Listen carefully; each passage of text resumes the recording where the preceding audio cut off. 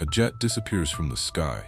No distress call, no wreckage, no explanation, just silence.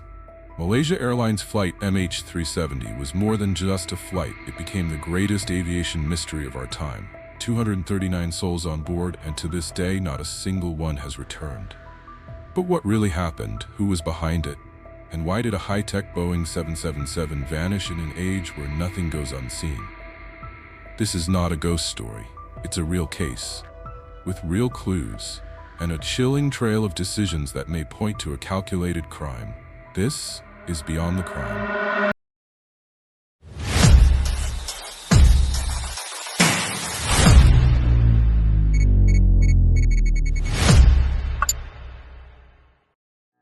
March 8, 2014, Kuala Lumpur International Airport.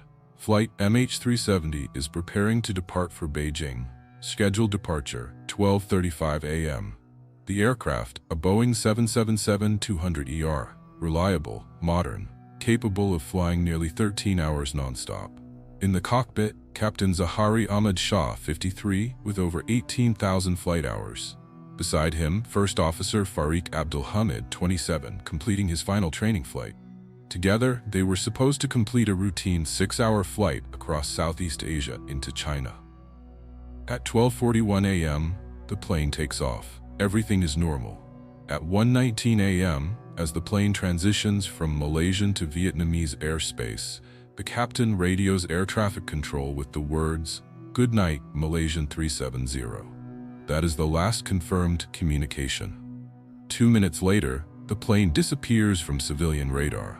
Its transponder, which allows ground tracking, is shut off. MH370 becomes invisible. Unknown to the public at the time, military radar picks up the plane, making a sharp turn back over the Malaysian peninsula. It deviates far from its flight path. It flies over Penang, then turns northwest over the Andaman Sea. This was no aimless drift. These were deliberate turns. Someone was flying that plane. Manually, purposefully. Imagine flying in complete silence. No radar, no communication, no one watching. A 250-ton aircraft ghosting across the night sky, alone, undetected. Was it a pilot's last message to the world, or a plan unfolding with chilling precision? And then, it vanishes again. This time from military radar too. Gone somewhere over the Indian Ocean. In less than an hour, the flight transformed from routine to legend. As families waited at the Beijing arrival gate, panic spread. Within hours, international rescue efforts mobilized. Naval fleets from Malaysia, China, Vietnam, Australia, and the United States launched the largest coordinated search operation in aviation history. For hours, they waited at Gate 25, hoping to see a familiar face emerge from that jet bridge. But instead, all that arrived was silence. Initial searches focused on the South China Sea, but when data from satellite company Inmarsat revealed something shocking, the search moved thousands of miles away. MH370 had continued flying for nearly 7 more hours, automatically pinging a satellite every hour. Based on those pings, experts created an arc stretching deep into the southern Indian Ocean. The southern Indian Ocean is one of the most remote places on Earth. Deep, cold, vast. The odds were slim, but the search pressed on. Months turned into years, and still, no plane. How does a plane just vanish, and why? Thousands of volunteers across the world turned to the skies on Google Earth, scanning pixels, sharing theories, looking for clues missed by the world's most powerful governments. They called themselves crowd detectives. Investigators looked at every possibility: technical failure, hijacking, fire, terrorism, rogue crew member. But one theory rose above the rest, one that still divides experts today, that someone in the cockpit deliberately took the plane off course. Captain Zahari was scrutinized. His flight simulator at home showed simulations over the Indian Ocean, though none matching MH370's final path. No suicide note, no history of mental illness, no motive, but some say the signs were subtle. Others reject this theory, pointing out Zahari's spotless record, his calm demeanor, and the lack of concrete evidence. Could it have been a sudden decompression? An electrical fire, cyber attack, Each theory holds clues, but none solve the riddle. Theories are easy, proof elusive. In July 2015, a breakthrough, a wing fragment called a flaperon, washes up on Reunion Island. It is confirmed to be from MH370.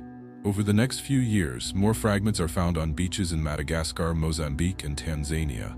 All confirm one thing: MH370 crashed into the Indian Ocean. But the main wreckage? Still missing. The black box? Silent. Without them, the full truth remains buried beneath the waves. Now, 11 years later, the search is returning. Ocean Infinity, the private company that led a 2018 search, is launching a new mission in 2025. With improved technology and new data, they hope to finally locate the wreckage. The Malaysian government has offered a no-find, no-fee deal. If the wreckage is found, Ocean Infinity will be paid. If not, they walk away empty-handed. It's a bold move, but for the families of the 239 on board, any hope is worth chasing. This mission isn't just about finding debris, it's about bringing closure to the families. It's about solving a mystery that continues to confound experts worldwide. This case goes beyond aviation, beyond technology. It forces us to confront a terrifying truth, that in our hyper-connected world, something or someone can still disappear. Was this a perfect crime, a tragic accident, or something in between? The lack of answers fuels obsession.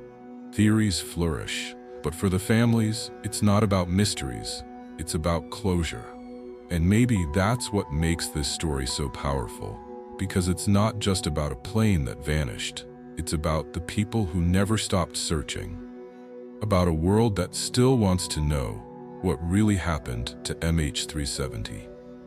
If this story moved you, subscribe for more true crime cases that go beyond headlines. This is Beyond the Crime, where we seek truth in the shadows. In 2025, the next chapter begins.